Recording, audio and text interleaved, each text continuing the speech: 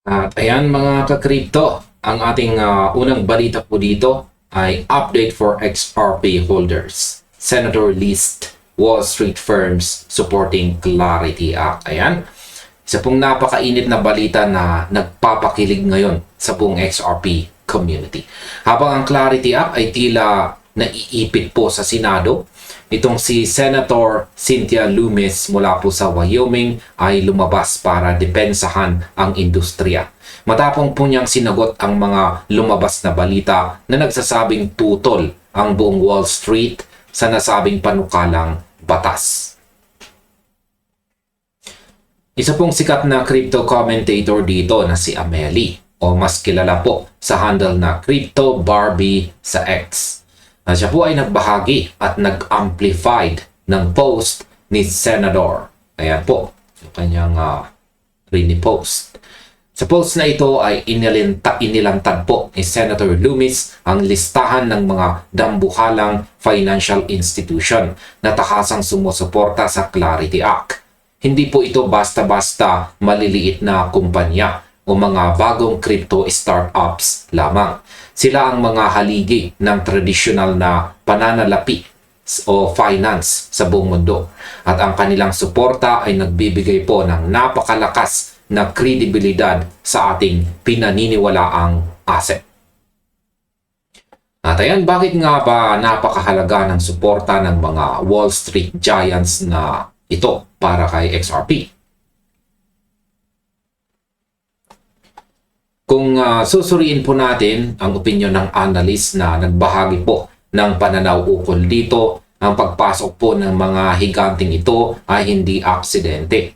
Ayon po sa mga sumusubaybay sa galaw ng market, ang presensya ng mga kumpanyang tulad po ng BlackRock, Goldman Sachs, Fidelity, Franklin Templeton, at saka SoFi ay nagpapatunay na ang regulasyong ito ay may malawak na impluensya na lampas pa sa simpleng mundo ng cryptocurrencies.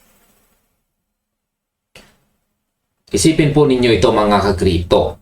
Ang BlackRock ang pinakamalaking asset manager sa buong mundo. Ang Goldman Sachs ay may malalim na koneksyon sa parehong Washington at saka Wall Street. Ang Fidelity ay taon-taon nang nagtatayo ng sarili po nitong crypto infrastructure. Ang Franklin Templeton ay naglunsad na rin ng mga tokenized funds sa public blockchains, habang ang SoFi naman ay may hawak na national bank charter. Kaya sa aking pananaw, ang mga institusyong ito ay hindi po basta-basta tataya sa isang bagay kung wala po silang nakikitang malaking pangmatagalang benepisyo. Para po sa isang asset tulad ng XRP na nakadisenyo para gumana sa loob ng mga itinatag na financial networks, ang malinaw na regulasyon ay magsisilbing berdeng ilaw o green light para sa mas malawak pang institutional na paggamit.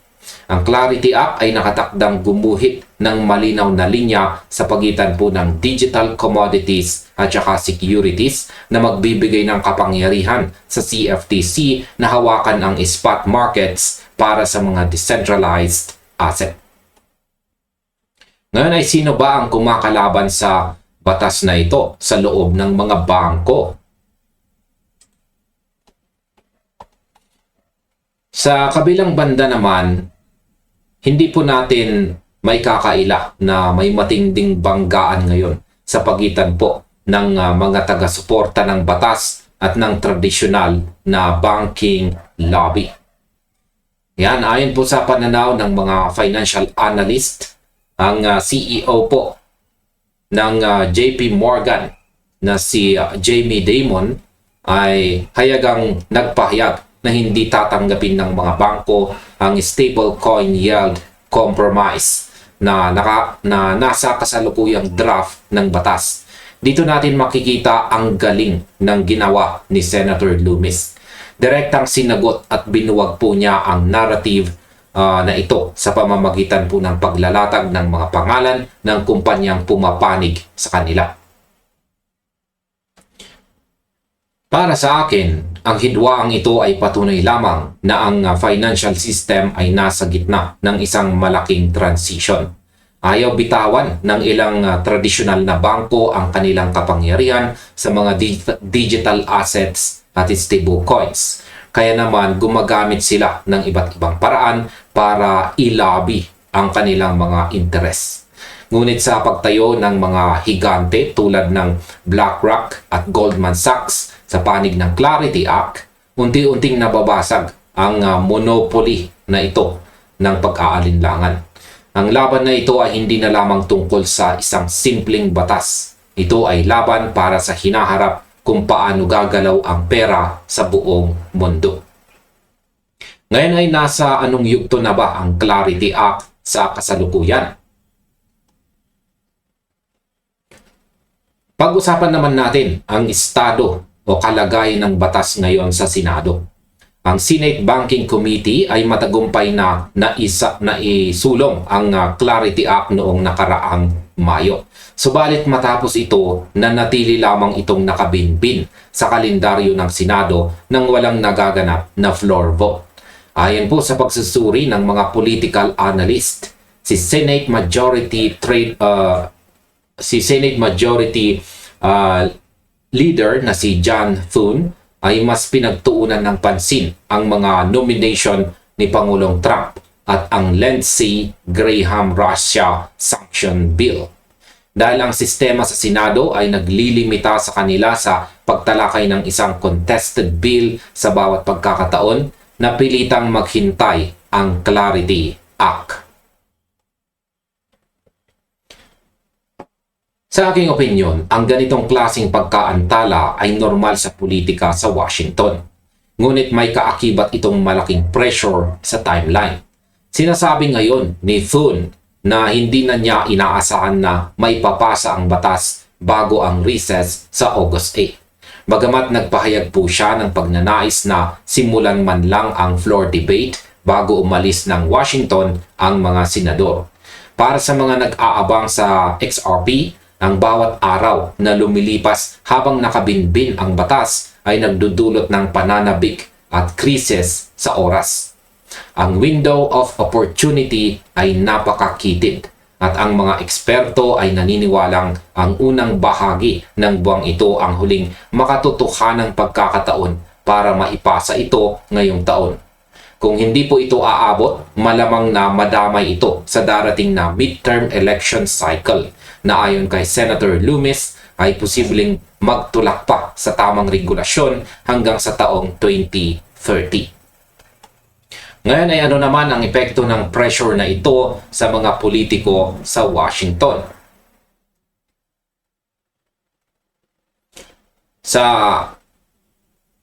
Tingnan naman po natin ang malaking larawan ngayon.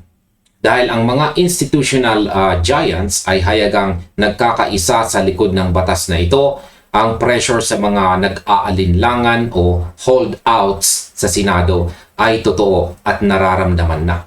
Siguradong pinasisigla ni Senator Loomis ang sitwasyon upang walang sino man sa kanila ang makalimot sa kahalagahan ng reformang ito.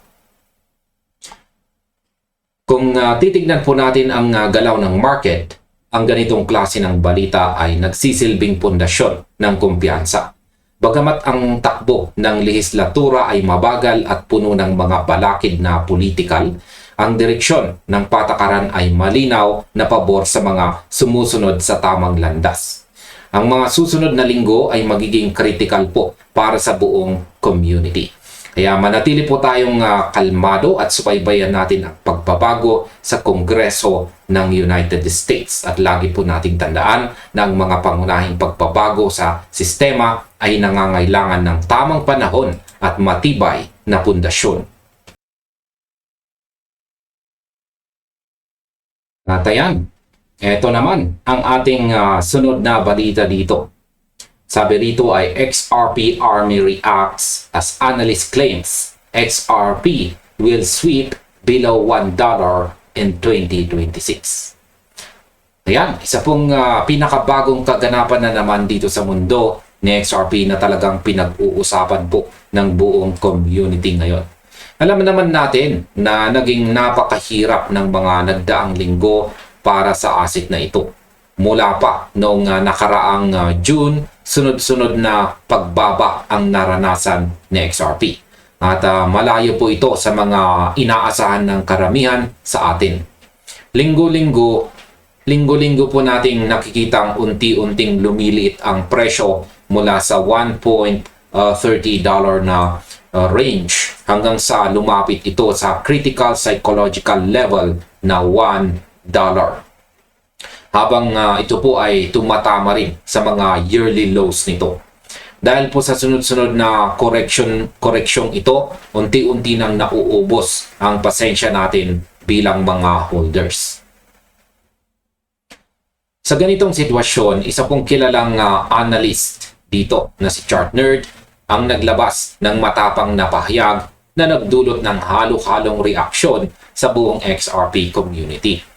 Ayon po sa kanyang position, sa XRP ay posibleng bumaba o mag-sweep sa ibaba ng $1 ngayon pong taong 2026. Hindi ito isang bagong ideya para sa kanya dahil matagal na niyang ibinabahagi ang pananaw na ito simula pa noong mga nakaraang buwan. Ayon po sa kanyang analysis, ang ganitong galaw ay bahagi ng huling malaking pagbaba o final low bago tuluyang magsimula ang susunod na malaking rally. Kaya sa balita na ito ay pag-uusapan po natin ang mga detalye dito, ang mga pananaw ng iba pang analyst at kung paano po nag-react ang community sa mga kaganapang ito. Ayan, bakit ba sinasabi ni Chart Nerd na bababa itong si XRP? Para mas maintindihan natin ang punto ni Chart Nerd dito, kailangan natin tingnan ang mga basihan ng kanyang prediction. Ayon po sa kanyang mga naunang pahayag at ulat, tinukoy niya ang ilang mahahalagang sinyales sa market. Una na po rito ang naganap na weekly EMA dead cross noong January 2026. Ayan, ang EMA dead cross. Yan, maliban dyan ay ang sunod-sunod na rejection po sa 20-week EMA noong May. At ang paulit-ulit na kabiguan na mabawi po ang mga mahahalagang resistance levels sa $1.29 at saka $1.60. Para sa kanya, ang mga statistics na ito ay patunay na ang mga bears pa rin ang may hawak ng kontrol sa market sa kasalukuyang yugto. Sa aking opinyon, makikita natin na ang pananaw ni Chart Nerd dito ay nakabase po sa kasalukuyang galaw ng presyo at sa kawalan ng lakas ng mga bumibili o buyers na itulak ang market paitaas. Sa tingin ko, ang pag-iingat na ipinapakita ng mga ganitong klase ng analyst ay may basihan kung susuriin natin ang kabuuang structure ng market ngayong taon.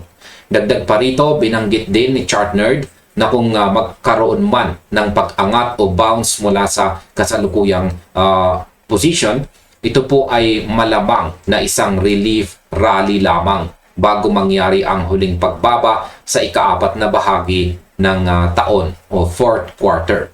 Ang kanyang ibinahaging downside targets ay umaabot pa nga hanggang sa 0.70. Ayan, 0.70 na presyo. Bagamat masakit itong pakinggan para sa mga matagal nang naghihintay, mahalagang suriin kung paano ito tinatanggap ng ibang mga community members. Ngayon ay ano naman ang reaction ng XRP Army sa balitang ito?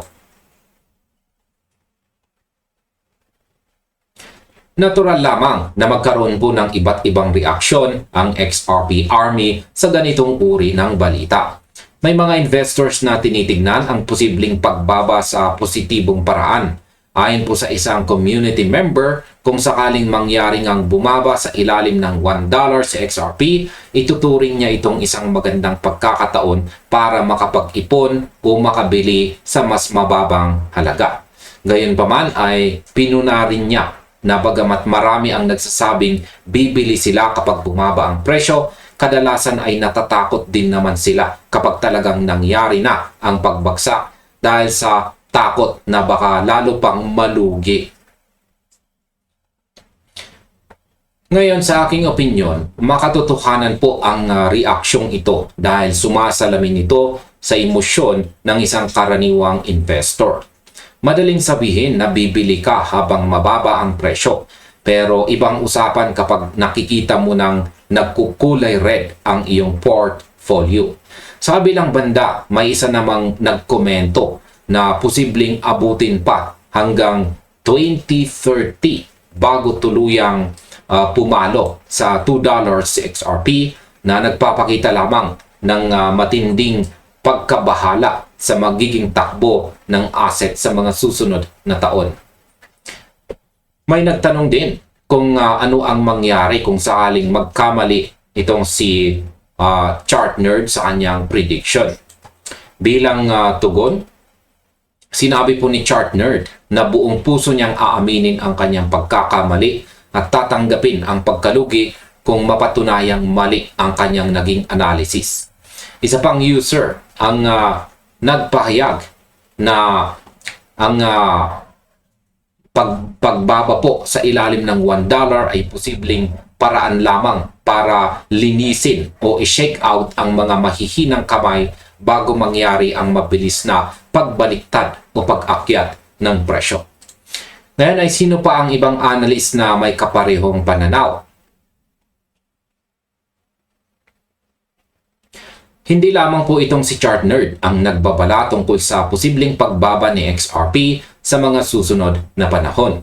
May iba ring mga kilalang pangalan sa community ang naglabas ng mga kaparehong numero at target para sa asset. Halimbawa na po rito ay itong si Cassie Trades na hayagang nananawagan din para sa isang huling pagbaba o final low. Ang kanyang pangunahing target para sa pagbaba ay nasa 0.87. Ayan, 0.87. Habang ang kanyang alternatibong antas ay nakapako naman sa 0.93.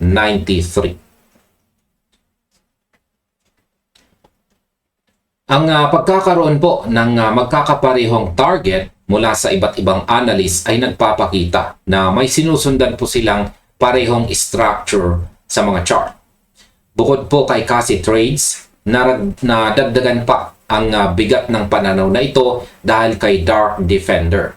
Gamit ang kanyang Elliott Wave Analysis, tinukoy po niya ang ikalimang wave or fifth wave ng kasalukuyang correction kung saan ay posibleng magtapos po malapit sa 0.93. Kapag pinagsama-sama natin ang mga opinyong ito mula kina Chart Nerd, Cassie Trades at saka Dark Defender, makikita natin na ang malaking bahagi ng mga eksperto ay nagkakaisa sa isang bagay na kailangan muna nating dumaan sa isa pang malalim na pagbaba bago natin masaksihan ang isang matatag at pangmatagalang recovery ng market. Ngayon ay paano naman natin maihahanda ang ating sarili sa mga susunod na araw? Sa mga ganitong pagkakataon, madaling magpadala sa takot lalo na kung sunod-sunod ang mga balitang nagpapakita ng negatibong pananaw mula sa mga eksperto. Ang patuloy na pag-slide ng presyo malapit po sa $1 ay talagang susubok po sa katatagan ng bawat isa sa atin. Gayunpaman, ang pag-unawa sa mga pananaw ng mga analyst ay nagbibigay po sa atin ng mas malinaw na larawan kung bakit nagaganap ang mga ganitong galaw sa market. Hindi po ito nangangahulugan na tiyak na mangyayari ang lahat ng kanilang sinabi, kundi nagbibigay lamang ito ng babala upang maging handa po tayo sa anumang posibleng sitwasyon. Para sa akin, ang pinakamahalagang aral na maaari nating makuha sa analysis na ito ay ang kahalagahan ng pasensya at tamang pamamahala sa ating mga desisyon. Kung ang mga institution at mga pangunahing analyst ay naghihintay ng malinaw na hudyat o isa pong final low, nararapat lamang na suriin din natin ang ating sariling diskarte. Ang pagbaba po sa ilalim ng $1 na presyo ay maaaring maging banta para sa iba. Ngunit maaari rin itong magsilbing oportunidad para sa mga may pangmatagalang pananaw sa asset. Ang mahalaga ay hindi po tayo nagpapadalos-dalos sa ating mga aksyon at patuloy po tayong nagbabantay sa mga susunod na kaganapan sa market habang pumapasok tayo sa mga susunod na buwan ng taong ito. At ayan, ito naman ang ating sunod na balita dito, kung saan sabi rito ay XRP Validator explains XRP holders potential in Korea. Mayroon po tayong isang interesting na balita dito na direktang galing sa isa sa mga kilalang validator ng XRP ledger na si VET. Habang ang buong market ay nakatutok po sa galaw ng mga presyo, may naganap na napakalaking development sa South Korea na posibleng magbago ng laro para sa buong XRPL ecosystem. Alam naman natin na ang South Korea ay isa sa pinaka-aktibong market para sa ating paboritong token at ngayon may bagong pintuan na binuksan ang isa sa pinakamalaking exchanges doon. Ang pinag-uusapan po natin ay ang desisyon po ng Upbit na suportahan ang RLUSD stablecoin. Pero ayon po kay VET dito, hindi lang basta stablecoin ang pumasok dito. Ang ibig sabihin nito ay ang pagbuo ng isang matibay na infrastructure na magbubukas ng napakaraming pinto para sa iba pang assets na nakabase sa XRP ledger. Kaya sa balitang ito ay pag-uusapan po natin ang mga detalye nito ng wala pong halong komplikadong mga bagay. Gusto nating malaman kung ano ba talaga ang ibig sabihin nito para sa mga nagmamay-ari ng XRP at kung paano ito magiging tulay para sa mas malaking adoption sa isa sa pinakamalaking cryptocurrency hubs sa buong mundo. Kaya simulan natin sa kung paano nga ba binago ng Upbit ang laro sa RLUSD at saka XRPL. Ayan. Pag-usapan po natin ang mga detalye kung bakit naging usap-usapan sa buong community ang naging hakbang ng Upbit dito. Ayon po kay VET, opisyal nang sinusuportahan ng Upbit ang RLUSD deposits at withdrawals, kasama na ang trading pairs para sa Korean won, Bitcoin at USDT. Pero ito po ang pinakamagandang bahagi rito. Ang mga transaksyong ito para sa RLUSD ay gagawin exclusively sa pamamagitan lamang ng XRP Ledger Network. Ibig sabihin, wala ng ibang network ang gagamitin kundi ang sarili nitong XRPL. Sa aking opinyon, napakalaki ng hakbang na ito dahil ipinapakita po nito ang tiwala ng mga malalaking exchanges sa bilis at security ng XRPL. Sa halip na dumaan sa iba pang mga network na madalas magdulot ng congestion o matataas na fees, pinili po ng Upbit ang mismong ledger natin. Kung titignan natin ang estado ng South Korea ngayon, sila ang isa sa may pinakamalaking volume ng trading sa buong mundo. Ang pagkakaroon ng ganitong klaseng direct integration ay nagpapatunay ng ating network ay hindi na lamang basta eksperimento. Ito ay handa na para sa global scale operations. Ang desisyong ito ng Upbit ay nagbibigay po ng malinaw na sinyales na ang ating utility ng ating network ay kinikilala na ng mga pangunahing institution dito sa Asia. Ngayon ay hindi po biro ang platform na pinag-uusapan natin. Ang Upbit ay kilala bilang pinakamalaking exchange sa buong South Korea pagdating po sa dami ng hawak na XRP. Isipin po ninyo na hawak nila ang mahigit 6.4 billion na XRP. Kaya ang laki po niyan, 6.4 billion XRP, at hawak nila ito sa kanilang mga reserves. Ang dami na niyan. At yan ay patunay lamang na ang mga taga-Korea ay may napakalaking kumpiyansa sa ating token. Kaya naman nang i-announce ng Upbit na bubuksan na nila ang RLUSD sa XRPL network, hindi lang ito simpleng balita tungkol sa stablecoin. Ito po ay isang malaking sinyales na ang kanilang mga sistema ay handa na rin para sa mga susunod pang features na ila-launch sa ating ledger. Ngayon ay ano po ba ang klase ng infrastructure ang itinatayo dito sa Asia? Ayon pa kay VET, ang pinakamahalagang aspeto ng development na ito ay ang mismong technical infrastructure na itinatag ng Upbit. Sa pagbubukas nila ng pinto para sa RLUSD, kinakailangan po nilang i-set up ang kanilang sistema para makipag-ugnayan ng diretso sa XRPL. Dahil dito, nagkaroon na sila ng kakayahan na sumuporta hindi lamang sa stablecoin, kundi pati na rin sa iba pang mga assets na maaaring i-issue sa loob ng XRPL sa hinaharap. Sa aking opinyon, masasabi ko pong sang-ayon ako sa pananaw na ito dahil ang paggawa ng ganitong klase ng infrastructure ay mahirap at matagal. Hindi po basta-basta nagbabago ng sistema ang isang higanting exchange tulad ni Upbit kung walang pangmatagalang plano. Sa pamamagitan po ng pag-set up ng XRPL compatibility ngayon, ginawa na nila ang pinakamahirap na hakbang.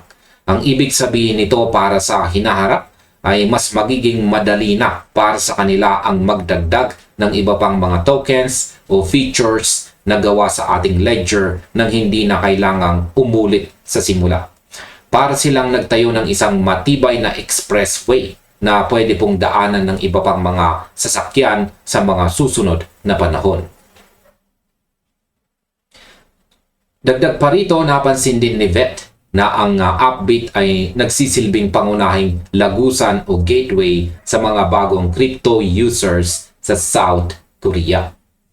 Dahil napakaraming gumagamit ng kanilang platform araw-araw, sila ang may pinakamagandang position para ipakilala ang iba't ibang kakayahan ng XRP Ledger sa milyong-milyong tao. Kapag ang isang bagong user ay pumasok po sa Upbit at nakita niyang mabilis, madali at maayos ang pagpapatakbo ng mga assets na nakabase sa XRPL, mas magiging bukas sila sa paggamit ng iba pang serbisyo na inaalok ng ating network. Ito po ang tinatawag nating organic adoption, kung saan ang mga tao ay kusang gumagamit dahil sa ganda ng karanasan o experience sa platform. Ngayon ay paano naman po mapapagana ang 6.4 billion XRP sa hinaharap? Ang isa po sa pinakamagandang punto na ibinahagi ni VET ay ang koneksyon ng integration na ito sa mga nakaplanong features ng XRP Ledger sa mga susunod na buwan. Particular na po ang lending at borrowing functionality. Ayon po sa kanyang pagsusuri, kapag naging available na ang mga bagong katangiang ito, ang Upbit ay nasa perpektong position para hayaan ang kanilang mga users na pagkakitaan ang mahigit 6.4 billion XRP na kasalukuyang nakatago sa kanilang mga vaults. Sa aking opinyon, napakalalim ng implikasyon nito para sa mga nagho-hold kay XRP. Isipin ninyo na milyong-milyong tokens ang nakatenga lamang sa mga exchanges nang walang ginagawa kundi ang maupo sa mga wallet reserves. Kung ang mga exchanges tulad ng Upbit ay magkakaroon po ng kakayahan na i-activate ang native lending at borrowing ng XRPL, ang mga pondong iyon ay pwedeng kumita ng yield o interest para sa mga nagmamay-ari nito.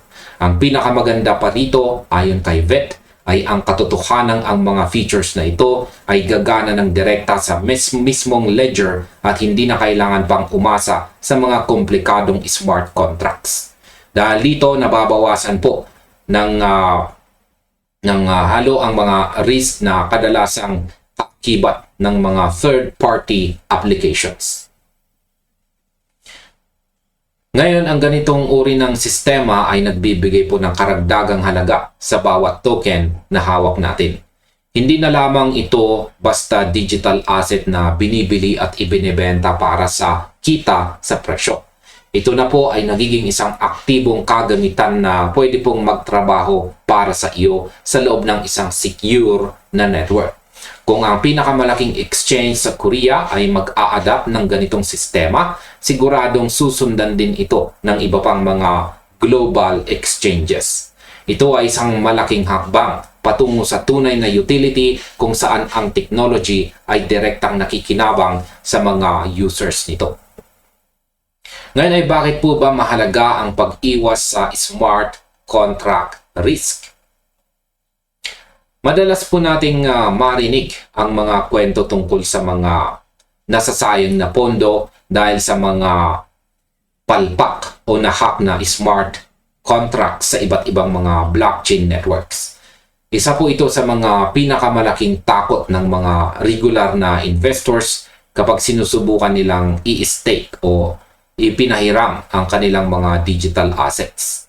Buti na lamang at ang diskarte ng XRP Ledger ay nakatuon po sa paggawa ng mga katangiang binuo mismo sa loob ng core protocol nito. Sa aking opinyon, naniniwala po ako na ang desisyon ng XRPL na panatilihing native ang kanilang mga susunod na features tulad ng lending ay isang napakatalinong hakbang. Kapag sinabi nating native, ibig sabihin ay nakatayo ito sa mismong pundasyon ng ledger at hindi na nangangailangan ng dagdag na software code na madalas pasukin ng mga hackers. Ang pag-alis po sa mga smart contract risk ay nagbibigay po ng kapayapaan ng isip sa mga taong gustong gamitin ang kanilang mga ipon nang walang pangamba na baka mawala ito dahil lamang sa isang depektibo sa code. Sa mundong ito ng digital finance, ang seguridad ang pinakamahalagang puhunan at ang diskarte ng ating network ay patuloy po na pinatutunayan na inuuna nila ang kaligtasan ng mga users. Makikita natin dito na ang pagpasok po ng RLUSD ay simula lamang ng mas malawak na pagpapalawak ng abot ng XRPL. Ayon po kay VET, ang stablecoin ay nagsisilbing pinto para mas makilala pa ng mga institution ang buong sistema. Habang dumarami po ang mga taong gumagamit ng RLUSD sa mga pangunahing palitan or exchanges, mas lumalawak din ang kamalayan ng publiko tungkol sa iba pang kayang gawin ng ating ledger. Hindi na lamang ito nakatutok sa mismong XRP, kundi pati na rin sa buong ecosystem na sumusuporta rito. Ngayon ay paano naman ito nakakaapekto sa global adoption ng XRPL? Kung titignan natin ang malaking larawan, ang kaganapang ito sa South Korea ay bahagi po ng mas malaking pagbabago sa paraan ng pagtingin ng mga institution sa buong mundo pagdating po sa digital assets. Ang Asia ay patuloy na nangunguna sa pag-adapt ng mga makabagong teknolohiya sa finance. At ang Korea ang isa sa mga pangunahing haligi nito. Ang pagkakaroon po ng malalim na koneksyon sa pagitan ng mga lokal na exchanges at ng ating ledger ay nagpapatibay po sa ating presensya sa rehiyong ito. Para sa akin, ang bawat hakbang na ginagawa ng mga tulad ng Upbit ay nagsisilbing blueprint para sa iba pang mga bansa. Kapag nakita po ng US o ng mga bansang nasa Europe na ang mga higanting exchanges dito sa Asia ay matagumpay na nagpapatakbo ng mga asset na nakabase sa XRPL nang walang kahirap-hirap, mas magiging madali para sa kanila ang sumunod. Ang tiwala ay hindi po nakukuha sa pamamagitan ng mga salita, kundi sa pamamagitan ng mga gawa at matagumpay na integration sa tunay na buhay. Ang nagaganap ngayon sa bansang South Korea ay isang malinaw na patunay na ang ating technology ay may kakayahang sumalo ng milyong-milyong transaction ng mabilis at ligtas. Sa puntong ito, kitang-kita natin na ang kinabukasan ng ating paboritong ledger ay nakasalalay sa pagbuo ng mga tunay na kagamitan at pakikipagtulungan sa mga tamang institution. Ang balitang ibinahagi dito ni Vet tungkol po sa Upbeat ay nagbibigay sa atin ng magandang dahilan para maging positibo sa mga susunod na buwan. Hindi na natin kailangan pang manghula kung kikilalanin ba ang ating network dahil ang mga kaganapan mismo sa market ang nagpapakita na ang mga institution na ang lumalapit at nagtatayo ng mga koneksyon patungo sa ating sistema. At ayan, malinaw po na ipinapakita ng mga pangyayari sa South Korea na ang XRP Ledger ay patuloy na lumalakas at lumalawak ang saklaw. Ang simpleng pagpasok po ng RLUSD sa pamamagitan ng Upbeat ay nagbukas po ng mas malaking pintuan para sa mga susunod na innovations tulad po ng native lending at mas malalim na institutional adoption. Ang 6.4 billion XRP na nakaimbak po sa mga exchange ay naghihintay lamang ng tamang oras para maging mas kapaki-pakinabang sa loob ng ating pinalawak na ecosystem. Kaya patuloy po nating subaybayan ang mga ganitong klase ng balita dahil dito natin makikita ang totoong direksyon ng ating pinaglalaban. Kaya manatili po tayong kalmado, maging edukado sa mga nangyayari sa paligid at lagi nating tandaan na ang mga pundasyong itong itinatayo ngayon ay magbubunga ng maganda sa mga susunod na taon. At ayan mga kripto, para po sa ating panghuling balita dito. Sabi rito ay, what this Ripple President's statement mean for XRP price? Ayan, pag-uusapan po natin dito ang isang napakahalagang pahayag na nagmula po mismo sa tuktok ng Ripple.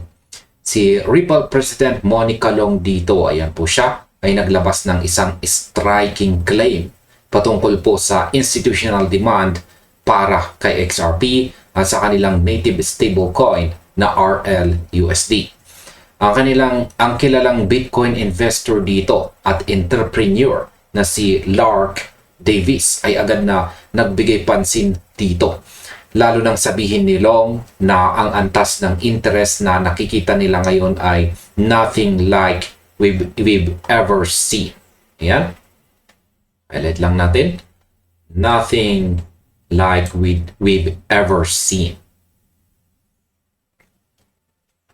Hindi po ordinaryong retail commentator itong si Monica Long. Siya po ang namumuno sa institutional relationships sa isa sa pinakamahalagang kumpanya sa buong mundo ng crypto. Ang bawat salitang binibitawan po niya ay may dalang mabigat na institutional weight. Pero ayon po kay Lark Davis, ang tanong ng nakararami ay kung bakit ang presyo ng XRP ay tila hindi pa rin sumasalamin sa mga sinabi ni Long. Kaya pag-uusapan po natin dito ang buong balitang ito para malaman po natin kung ano ang ibig sabihin ng mga pahayag na ito para sa ating lahat. At simulan po natin sa kung bakit nga ba tahimik ang presyo sa kabila ng dambuhalang demand. Kung susuriin natin ang naging pahayag po ni Lark Davis dito, tuwiran po niyang sinagot ang agwat sa pagitan ng pahayag ni Monica Long at ng kasalukuyang galaw ng presyo ni XRP. Ayon po kay Davis dito, ang ugat nito ay nakasalalay sa kung paano gumagalaw ang mga institution. Ang institutional adoption ay tumatakbo sa mga timelines na madalas ay napakahirap tiisin ng mga ordinaryong retail traders. Bago pa man makagalaw ang capital on-chain, dumadaan muna ito sa sunod-sunod na proseso. Nandyan po ang board approvals, ang mahigpit na compliance reviews, ang pag-aayos ng institutional custody arrangements, at ang mga legal sign-offs. Ang lahat ng ito ay kumakain po ng oras. Sinabi po ni Davis dito na ang demand ay real and it is in the pipeline. Ngunit ang prosesong ito ay sinadyang maging mabagal. Hindi po nag-aapura ang mga institution base lamang sa mga nagbabagong balita araw-araw. Dumadaan po sila sa mga structured approval processes na pwedeng umabot ng ilang buwan o maging taon. Idinagdag din ni Davis na ang mga kasalukuyang market environments ay may kinalaman din dahil nasa bear market tayo. Kaya medyo nauunawaan po niya kung bakit hindi pa tumutugon ang presyo ng digital asset. Kaya sa aking pananaw, ang ganitong klaseng mabagal na galaw ay madalas na nagdudulot po ng inip sa market. Pero dito rin nasusubukan ang katatagan ng mga investors na naniniwala sa long-term value ng asset. Ngayon ay ano naman ang ibig sabihin ng unprecedented demand para sa hinaharap ni XRP? Ang importansya po ng pahayag ni Monica Long ay nakaugat sa kanyang position sa kumpanya. Bilang presidente po ng Ripple, may direkta po siyang visibility sa institutional pipeline na hindi po nakikita ng publiko. Kapag sinabi niyang unprecedented o wala pa silang nakikitang ganitong klaseng demand noon pa man, ibig sabihin ay ibinabase po niya ito sa mga tunay na kasunduan at deal flow na kasalukuyang nagaganap sa likod ng mga saradong pinto. Itinuro po ni Lark Davis ng ganitong kombinasyon ng mga pangyayari ay may historical pattern. Karaniwang nabubuo po ang demand sa background habang ang presyo ay naiipit o nagpapakita ng compression. Kapag naabot na ng institutional capital ang spot markets, dito na po nagaganap ang malaking adjustment sa presyo. Ayon po kay Davis, ang pattern na ito ay madalas na nagtatapos sa pagtaas ng presyo. Gayunpaman, ang pinakamahalagang variable dito ay ang timing. Madalas na nauunang umalis ang mga retail participants bago pa man dumating ang totoong institutional capital. Ini-emphasize po ni Davis na ang critical na tanong ngayon ay kung ang mga investors ba ay nakapwesto na ng maayos bago pa man tumama ang mga punong ito sa spot markets. Para sa akin, ang pag-unawa po sa phasing na ito ang naghihiwalay sa mga pasaway na traders sa mga may planong investors. Ngayon ay paano natin maiintindihan ang tahimik na galaw ng RLUSD at saka XRP? Kung titingnan po natin ng mas malalim, ang institutional demand para po sa XRP at RLUSD ay hindi po dumadaan sa mga pampublikong market kung saan madaling nakikita ng lahat. Sa halip, nabubuo ito sa pamamagitan ng mga compliance channels at private desk.